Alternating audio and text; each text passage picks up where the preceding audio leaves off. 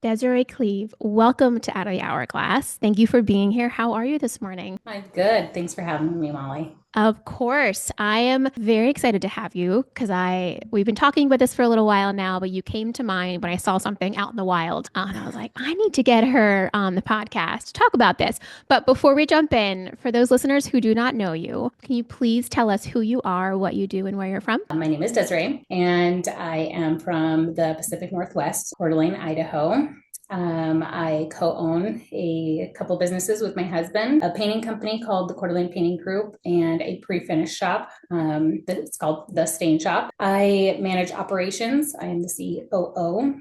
I also manage our household, marriage, family, all of the things. You name it, I do it. You are a very busy woman. Yes. That's fair to say. And that's part of why I wanted to talk to you today, because I think it's important we think about small business and all the people who are involved, whether you're an owner, whether you're in management, no matter what, you're hustling at work, you're also hustling at home. And how do you balance it all, right? How do you Yeah. do it, the best you can? So I'll set the context for our listeners here. But I was at an iHeart Media podcast networking group probably about a year ago now.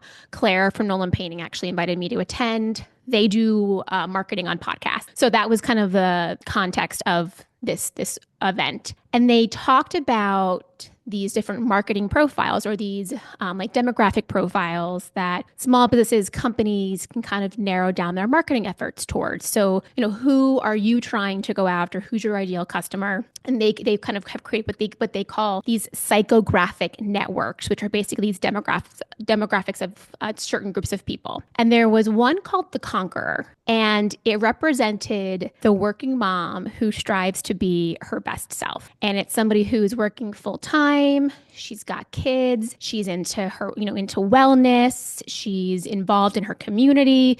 She's basically doing all the things, pouring energy into all different facets of her life and trying to not only, be her best self, but also give back to others how best she can. And when I saw this, your name came immediately to mind. Does that label resonate to you at all? Again, this is called the Conqueror. Do you see yourself as that description? I think as a mom, I see myself as like, you just have to take care of things, whether that's, a conqueror, whether that's, they say, moms are superheroes. I think that like as moms, we're just trying to like do our best, and everybody's best is going to be different. But personally, I just have a lot of things that I'm responsible for, and I take big pride in what I do and, my family and all of the things. And so I want to do them well. You're also very organized. And I know this just from kind of seeing the work that you do, but also you have an Instagram handle called Chaos and Churros. Is that correct? Am I saying that right? And I see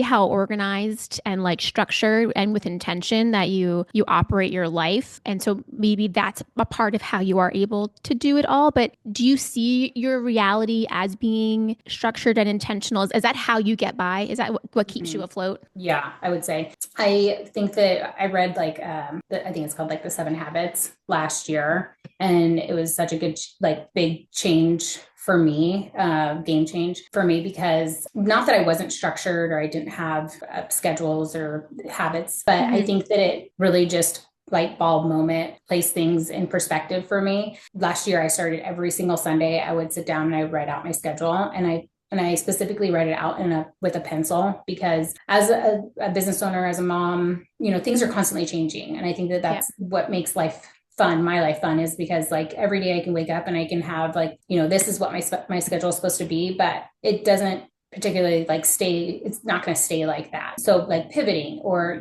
I get to erase it and then, move things around. And so I think for me, having a schedule written out, like I can sit every Sunday, I can write out my schedule. And so that I can see like, where are my holes? What can I move around? What are my workouts look like? If I have like a really heavy day, I want to get a good workout in. I want to make sure I get up, I get my workout in, I get my head clear. I can read my Bible. I can do my daily devotions. It just like really give myself the time that I need to be able to be like my best self, because the worst thing is like waking up and and if you don't give yourself enough time, you're just constantly just like chasing your tail. And Yeah. that's not fun, nor does it feel good. No, it doesn't. I feel like I'm more often chasing my tail than I am feeling set up and energized. The days that I do a version of those things, I feel great. I feel like I've conquered the day already. I've already been so Yeah. productive. It can only get better. Versus when you hit that snooze alarm a couple of times or the day doesn't get started right. It's you start off on the wrong foot. Yeah. Were you always this way? Like, have you been a version of yourself like this for a while? You just have like tightened it up, or is this been a more dramatic change for you? No, I've always been like early bird gets the worm kind of thing. Like always, I love like my favorite sound is hearing the birds chirp in the morning. And I Mm. love getting up and the world is like still quiet. Where I live, it's not, I'm not living in like New York, but you wake up and you get some time to yourself before the phone's ringing, before your phone is pinging with emails, all of the things. That is like literally my favorite time of the day. I've over the years buttoned up things. I've changed things so that I can be a little bit more proficient in areas. Or like if I've had a bad day, I'll go back a little bit. My little guy, he was colicky, Hmm. and he slept on me. I mean, I literally carried the kid until he was like 4, and I just could never get him to like get anything done with him. And so I was always trying to figure out ways of like, okay, if he's napping for this 20 minutes, what can I get done here? Or I was just always moving around my day to be able to get the things, the main things done that I could get done before he woke Yep. up or he Yep. was, going. And so he definitely, God gave me him to give me patience and just Yeah. to realign things. So yeah, I think I've just perfected it a little bit more. I just continue to like move things around or I'm always constantly planning. So like, Valentine's Day is next month and Mhm. I have a 18-year-old that's living in Florida going to school there. And so it's my, all the first. So it's my first Yeah. little holiday without her. So I put together a little care package for her and I gave it to our office gal so that she can send out, in enough time so that it would make it to her so that she could have a little something, So I'm Yeah. constantly just trying to like figure out things, life Yeah. is always evolving. And so I think I'm just built that way that I'm just always planning for ahead. I'm already planning for holidays and where we're going to be this year. And like, it's January. We just, Does your mind ever rest? Like, where do you find that rest in the morning where, like, you can kind of silence all the things you have to do or all the planning? it's something I'm working on.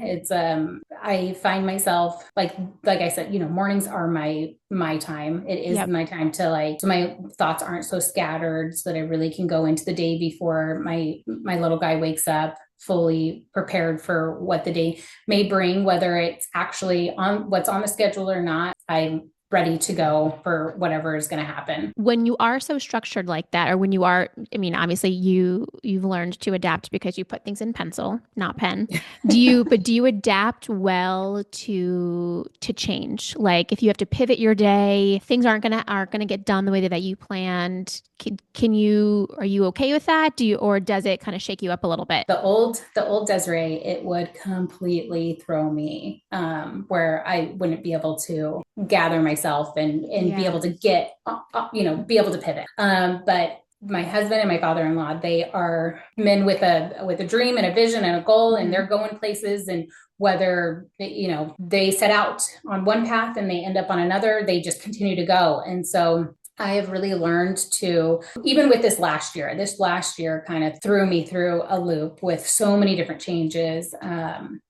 My daughter leaving for school, graduating high school, my father-in-law came down with cancer, Mhm. business. I mean, there were so many, we ended up buying a house in Florida at the beginning of the year. There's so many things that were unplanned that just happened so fast. And I heard a quote or a saying that like no matter what, life is like when you put in an address on Google Maps Yep. and say there's like construction happening, it says reroute and it takes you in a different direction. Like I constantly hear that to this day of like we're just rerouting. And I'm going to get to the destination, but I might have to make a couple different turns that I didn't plan on to get there. But I'm still at the end of the day going to make it there. Is it going to be within the time that I wanted to? Maybe not, but that's okay. And so I'm learning that the rerouting, that the pivoting is all part of it. And there's always a lesson to be learned during each one of those turns that you just take and hopefully learn from it and, continue on. That's such a good analogy. We're just rerouting. Like we're still going to get there. We just have to take another path. It might take a little bit longer. It might be faster than we initially planned. That's a really good way to look at it. Let's talk about kind of your little bit of like your personal evolution. And obviously a lot of that comes with stepping into a family business, with an established legacy. You and your husband took over your father-in-law's painting company. How have you seen a transition in yourself from those early days to where you are now? Well, I am not the same person in all good ways, Yeah. I came from a healthcare background where I had structure and I had all sorts of people at my fingertips to be able to help me with all the things. And then I came to a small business working with family, and I had no clue. I had no clue how to operate a business, nor to work with two very dominant males, and be able to honor my father-in-law and mother-in-law who were stepping away, and be also respectful of my husband in what his ideas were, the old guard and the new modern era. And so it was kind of, for a long time, to be honest with you, I was like a fawn. So I was quiet. I would, be respectful and listen to both of them. It felt like I was watching tennis at times, but I was really doing myself and the company a disservice for a really long time, because I wasn't helping the company in any way by just being quiet and trying to keep the peace between the two. So finally, I just doing things, whether I had the green light or not, to help get to where we needed to get to without being disrespectful to either one. Yeah. Sometimes it's easier to beg for forgiveness than to ask for permission. You're like, I just know that this has to happen and I can do it and I'm going to get it done. It sounds like you saw those opportunities where you had strengths. You saw the things that you could do. And so you just went for it. Yeah. Catherine, our business coach, she said to me, she's like, Desiree, either you're going to get smacked on the hand or a pat on the back, but you'll never know. And I was like, okay. And, our business has grown so much, and we're grateful for that. But it really does. My husband can make a decision on a dime. Like, he gets asked a question and he can just make a decision, where I have to and I'm getting better at this, but I have to sit with it, think it out, sometimes think it to death before I make a decision. And by that time, things have probably already happened.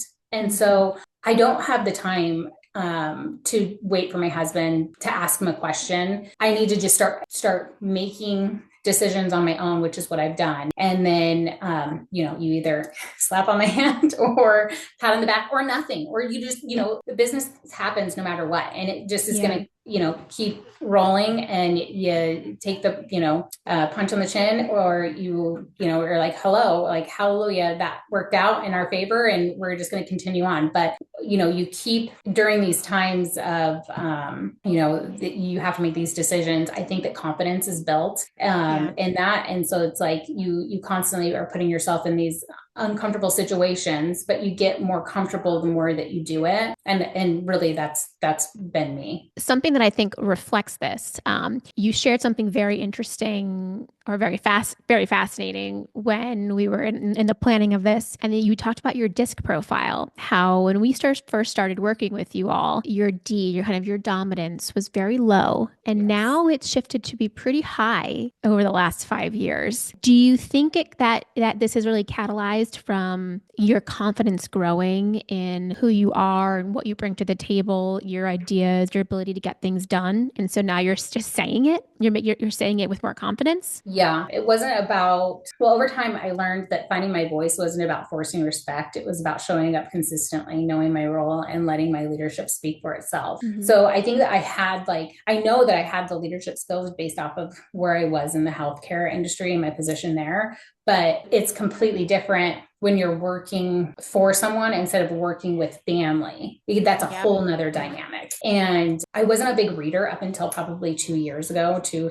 2.5 years ago. And I'm constantly reading and absorbing and listening to podcasts and doing all of the things because I want to continue to evolve. I want our business to continue to evolve and myself as well. I want to be a better leader. I want to be, a better mom, wife, all the things. And so I think you can read and just read things and not do anything about it, or you can actually like read books and it's trial and error. Life is trial and error. Yeah. And for so long, I lived in such a like fear state, like, oh my gosh, I can't do this because I'm going to make that mistake, when life is all about like learning from our mistakes. And then, there's no one to say like in your own business, when you own your own business, there's no one that's saying like you can or can't do that. Like you are your boss. Like you're the one that's making the rules up. Do you ever wish sometimes somebody else had to make that big decision and that you didn't have to? Every day. Every day. Yeah. That the weight of the business wasn't on your shoulders for like a couple of days, just like pass it on to somebody else. Yeah. But also like having that responsibility and like ownership, that you can take like pride in it. Like I wake up and I was like thinking about how many employees we have. And I'm just like, I'm responsible. Like they're not responsible for my finances or like what I'm doing, but I am responsible for making sure that they get a paycheck and that the lights stay on and all those things. So like that responsibility can feel so heavy, but then also it can feel like I'm so proud of like what we've built and, the people that we have here. Yeah, I mean, 100%. It's a heavy backpack, as we often talk about, that the role that owners and CEOs carry, but there's also so much kind of pride and respect and just kind of really like honor the things that you're bringing to the table and kind of what you're providing these employees and and their families. Basically, the impact right. that you as an owner get to make on your people impacts their families, which impacts the greater community. It's an interesting butterfly effect, and it's nice to like let yourself kind of sit in that for a moment and just be like, giving yourself the grace, like I do a lot every day and I need to like take a deep breath and just be like proud of myself. Yeah, definitely. We started just this last year, we had an alignment meeting with our management team, and where we all sat down for 4 hours and we just went over like what the next year's goals were, what Brad and I had set out to, what our goals, what the vision was, and just making sure everybody was aligned. And I had our operations manager go through the entire year and put together a list of our accomplishments just to provide to the team, because a lot of the times I don't think as small business owners, we even acknowledge any of our accomplishments because we're so busy, making sure you're on to the next. Yes. Yep. Yeah. We've got so much to do. And so you like turn around and you're like, oh my gosh. And this list that our operations manager had put together was like a page and a half. And when we had our management team flip to that page in the booklet that we had provided them, they were even excited. Just like it was so powerful to see all these things that we had done in a short 12-month span with as much change as we had. It's powerful what an impact that it can make when you actually like sit down to look at, what you've done in, a short amount of time. It's a reminder of the wins. When so often in small business and anything, you kind of harp on what didn't go right, what failed, not hitting revenue goals that month. But what did you do that was great that month? Maybe you didn't hit the revenue goal, but maybe you knocked out a big rock that you've been working on for 6 months. So how do we celebrate that? And I know, so you kind of fill the role as an integrator, in this environment. And that role is challenging, and especially when there's the dynamic of, as we've talked about before on the podcast here, visionary integrator role, especially too when you've add in the element or the layer of family. Your husband's a visionary, your father-in-law's a visionary, you are the integrator. That dynamic itself, baseline, without those family lines, is a tough one. And I see it internally. I mean, Catherine's our integrator here at Nolan Consulting Group, but I'm like her integrator in training. And so when Brian is visioning things and I'm like, my wheels are turning and the stress is already growing, like looking at him like, dude, dad, come on, like slow down here. Versus like, okay, Brian, dream. Like, it's okay. Dream for a second. Yeah. How do you balance that with knowing how you operate and kind of what you're looking to get done? How do you balance that integrator role with those visionaries? It's given me whiplash more times than I can count. But I think really you have to know who you have. Like my father-in-law always says, like, who do you have in the box and how can you maneuver them? Not that we're trying to manipulate people, but like you Mhm. have specific people that have gifts or purpose. And so like how can you get them to work within the constraints of what we have? And so the visionary is like the hyper, he Yeah. comes in with these ideas and these goals, and he can really lay it out and he can get everyone excited in the room. And integrators, myself included, we're listening because most of the a lot of the times when they're, telling everybody their new vision or goal, it's the first time you're hearing it too. Yeah. So you're kind of like holding on to the seat of your chair, like, okay, all right, Yeah. we have to be respectful because, an owner, I always say we are critics in this room, but cheerleaders outside of this room. Mhm. So like if I don't agree with what he's putting out there, I still have to like continue, hold it in and be like, okay, we're going to discuss this later. But also, Yeah. I do want my team to get hyped up and excited because like they bring something to the table that a lot of people don't. But it is our job as the integrator to, my husband always says, he says, listen to what I mean, not what I say. And I'm like, but I Yep. know you. I Yeah. know you to know what you mean and not what you're saying. And what you're saying to our team is not what we want Yeah. them doing. And so Yeah.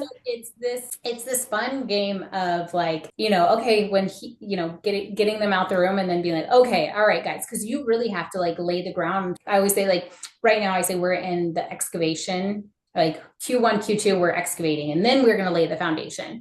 And Okay. so, like, if Brad brings something in that that's something that we had not discussed, then I kind of have to be like, all right, guys, nope, we're still on this path, even though he might have switched directions and we may think that we're going this, we're not. Yeah.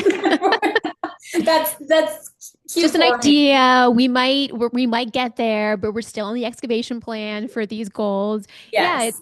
it's Yeah. almost like as an integrator, you have to kind of like recenter things sometimes. You have to fully hear the vision, get Yes. excited, not damper the energy, sideline those conversations about how it's actually going to get done to a different, to a different moment while still being able to kind of keep your eye on the prize of the current goals and process. It's like Catherine just mentioned to us like the parking lot. So I'm like, Yes. no, that's gonna go on the parking lot. Like Yes. that's a great idea. And I love that you got everyone excited, but we're gonna put that over there in that box and we'll discuss it later. Isn't it nice when you like have a phrase or a term for where you're gonna go put those things? We're like, Yes. we're not gonna forget about it. Like we got your idea, we've captured it. We're just gonna parking lot it for now. Yeah. It's like we'll come back to it. Yes, those visionaries, they can really come in and steamroll or like get everyone, the team really confused because too, it's myself, owner, my husband, owner, but then my father-in-law, who isn't an owner, but he's still very present. He comes Yeah. in, he's around. We can go to him for questions. Some of our managers still reach out to him and ask him things. And so he might even have an idea that's different than what Brad may have just put out. And then there's me that has to be like, okay, this is the direction that we're actually going, Yes. It's So why you've had to find your voice because the visionaries, like, it's really hard for visionaries to run a successful business yeah, because they can't get done the things that all these, they're just dreams until they actually happen. So that's where you saw an opportunity to use your voice because you can integrate, you right. can implement, you can see the opportunities with them, but also how to get it done in the manner to get it done. And that, I think, to be a visionary is a very special skill, but I also think the same as an integrator because it takes a very special person to integrate all these things. Yeah, it's a big job. It really It is is a because big job. you're juggling a lot of things and a lot of ideas, and your respect. You have to be very respectful of who's putting them out there, Yeah. because a lot of times they are great ideas. They're just not for right now ideas. Yes. Another big job is also being a mom. Yeah. And I think that, I think it gets, credit, but I don't think always gets enough credit because there's always just things that moms are doing that never get noticed. They basically, you're keeping the household running. You have created a well-oiled machine. I mean, just even things like how much you're thinking ahead, whether it's from a month from now for Valentine's Day or the holidays. I do think that's a special skill that a lot of women have is to be able to see things further out, even if we need to get somewhere tonight by 7 o'clock, then Mm-hmm. this has to happen by 5, and then this has to happen by 3. Like you begin to backtrack your day from the beginning of the morning so that Yeah. you know all the things versus I don't know. A person who doesn't think that way is just next thing it's 6:45 and they're like, oh, I'm gonna jump in the shower now. We gotta go. And like there's just no organization to it. So Yeah. how have you used kind of anything that you've learned in your professional environment now to help you in your role as a mom, whether it's, the structure, whether it's things that you create, the organization, has it intertwined itself in a nice way for you? I think that it's easy to forget that you have little eyes that are always watching you. Yeah. So, we get home and we may be still on a business call, or like a lot of times, carrying around your laptop and you're putting things into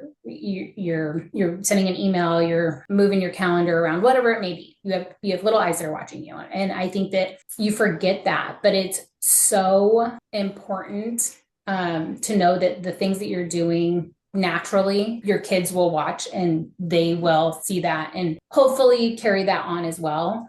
So, I mean, it's not that things that I've created, our kids have been very much a part of our business. Like the room that I'm in right now used to be my daughter's playroom. My son was in here and he used to nap in here. So the kids have been very involved in our business. We talk to them a lot about finances. We do the quarterly finance meeting, and I have an 11-year-old, and Mhm. he gets really excited to call the financial advisor and to move his money into his accounts. And I then love it. we just had our yearly meeting with our financial advisor, and he brings all the booklets. And so when I got home that night, I said, okay, Declan, this is where your money is and this is how much money you have. And their wheels start turning, and each kid is so different. Whereas my Mhm. oldest, she's not that, she's like, cool, Yeah. gotta go to Yeah. school. Yep. you know, each kid is different. But I will say that I work out with my kids. So like my kids have always seen me in the gym. And I think Mhm. that that's important to create healthy habits, to show them that you can do all of these things, but the habits, whether they're in the gym, whether they're waking up early and, reading, making sure that you have groceries in the house to make lunches for the week, teaching them to cook. My little guy's learning how to cook right now. And I think that's very important Yeah. as being a female and the one that's, doing the cooking, the cleaning, the laundry, all the things. I think that it's important the males that, that they are taught, how to do their own laundry, so they don't go Yep. off to college and they're like, hey mom, how do I, work this machine? So I don't think that I think that I just do all the things that I do here because small business and family life, they intertwine. So like what I'm doing here, I'm still doing at home. I had a Zoom meeting. It's like you were saying, you don't look at the clock and you're like, it's 1:45. I have to be somewhere at 2. Maybe I should get in the shower. It's, Yeah. no school on Friday. Okay, well, my little guy still has training at 2:30. I have a Zoom at 2. So I'm going to get to the training early. I'm going to do my Zoom and I don't have to drive. I'm just going to do it from in my car. So they're seeing too that I have been responsible with my time, that I'm Yep. still, have commitments to make, and I'm still a mom. I can do all of those things, but I only do them well if I prioritize Yeah. what I've got going on. Yeah. It's a puzzle. I mean, you were saying earlier, it's a juggling act. Everything up in the air and you're just trying to catch it like right before it drops, like and at the right time so that you can be there for this and be there for that. I think it's a skill that I think comes natural to some people, Yeah. but doesn't make it any easier. I mean, you're No. still running, in circles every day trying to get all of the things done. Yeah. I mean, I imagine you have also come working moms in your business. What do you think needs to change about this like the working mom experience in the business world? Like, is there a narrative that you think needs to change? What would make it easier for the balance to exist? I don't think there's any one thing that there is out there that's going to make it easy, because Mhm. life happens. There's no like schedule to life, and this is exactly what's going to happen. You have to just be able to adapt and pivot and do all the things. I think that what moms, business owners need to give themselves is grace. Like Yeah. we're human. Really, there's no such thing as like this work-life balance. It's all about the juggling and prioritizing. Like when you wake up today, what are the 5 things that have to get done today? And I cannot leave the office. I cannot close my eyes until those 5 things are done. And then the rest can, if they're gonna bounce, let those things bounce. They can bounce into tomorrow. But like let's just worry about like today, what needs to happen. I will constantly say like waking up early and giving yourself that little bit of time before the world wakes and your kids are up is going to be a huge game changer for you. I was going to ask, like, what's one non-negotiable that helps you kind of maintain your sanity across these roles? And am I correct when I say it's giving yourself that time in the morning to kind of like reset? Yeah, like my time. Like I'm Yeah. the like crazy one. My girlfriends are like, you still wake up that early? And I'm like, oh my gosh. Like anytime I don't wake up that early, I don't feel my best, you know? Mhm. So I'm the alarm goes off for my husband and I at 4:40. He goes to Oh the my God. gym. Yeah, he goes to Huh. the gym. And then I'm either outside in our garage gym or I go to a class, and then we're both home about 6:30. And then if my little guy isn't awake and, doing the things, then I get to, read a little bit, look at my Mhm. calendar, start prepping lunches and breakfast. And then the day kind of gets going. But like, I don't want to wake up. I always say like you wake up and you got fire under your feet and you're going, you got a plan. But like, I don't want to wake up and be rushing to all of the Yeah. things. Like that doesn't feel good, nor am I going to be a good like mom or boss or wife if I'm just like rushing to all of the things. You're reminding me of one of our other clients, and I had him on the podcast, Eric Tillman. He's the CEO of Tillman Builders, and he is very much like you. Like he gets up, I think probably around the same time. He said it on the podcast, but it was early. It's probably in the 4 o'clock hour, and he meditates and he journals and he works Yeah. out. He's got 3 kids, so like he does, but he needs to be present for like getting the kids to school. But he gives himself those couple hours to just like be there, be present for himself. Because if he doesn't do it, the day is not good. Like Yeah. he has learned that that's what he needs. That's his non-negotiable. And it's amazing when you can figure out what that is, and then like Yeah. really respect that time. When I interview anyone on our management team, I that's like one of my interview questions is like, what's your typical day? What's your typical morning look like? Mhm. You can tell a lot about a person when they're like, oh, I just got up, and it's like, no, Yeah. you have to have structure, you have to have purpose. Like that's what I'm Yeah. looking for in my team. So Yeah, because how they show up in their personal life and yeah, how they kind of respect their time in the personal world, it's gonna probably look pretty similar to how they show up yeah. in your business. Yeah. And you don't want to be like, when time is so limited, like time is everything. Like if someone was to be like, what is the one thing that you wish you could have more of? And I'm like, time. Like last week, I Yeah. was like, I just need one more working day. I need one more Yeah. working day.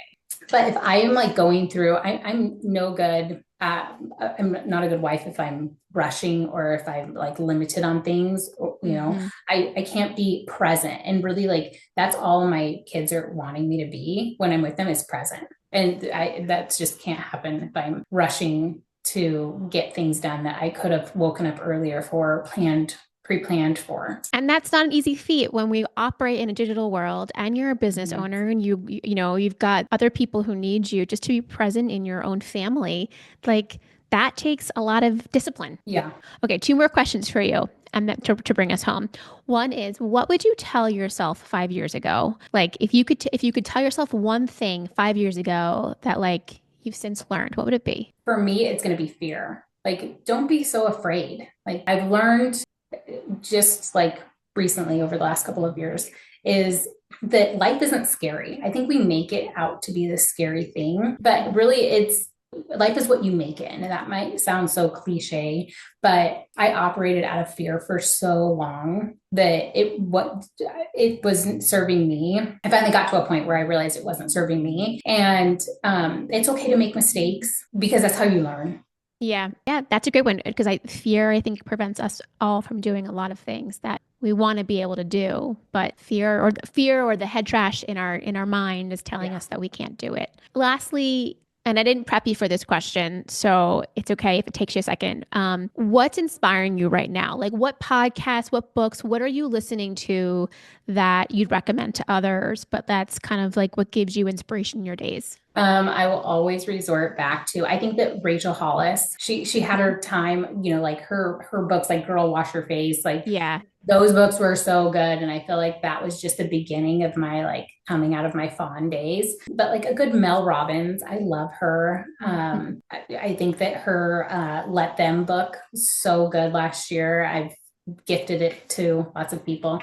But yeah, I will always go back to those two Us gals. too. Yeah. My husband's very much in the let them phase right now. He's listening to her audio book. And every Yes, time he that's comes home, he was like, I'll say something. He'll be like, let them. Let I'm them. like, come Yes, on. it's so I'm like, good. that's your new phrase. Yeah, it's so true because it's like it Yes. doesn't. Why are we allowing all these things to like impact us when it's Yeah. like just let them like Yeah. they say like do you like why worry about all of those things when life is so short and Yeah.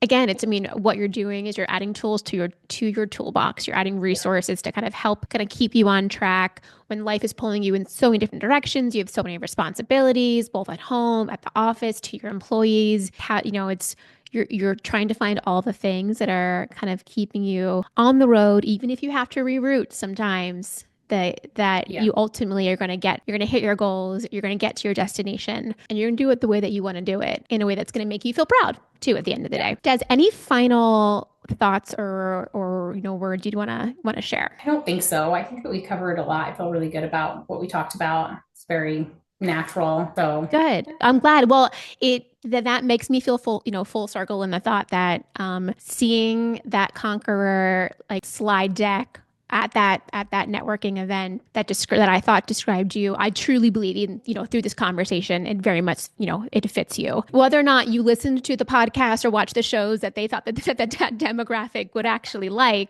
the description very much kind of hit who you are.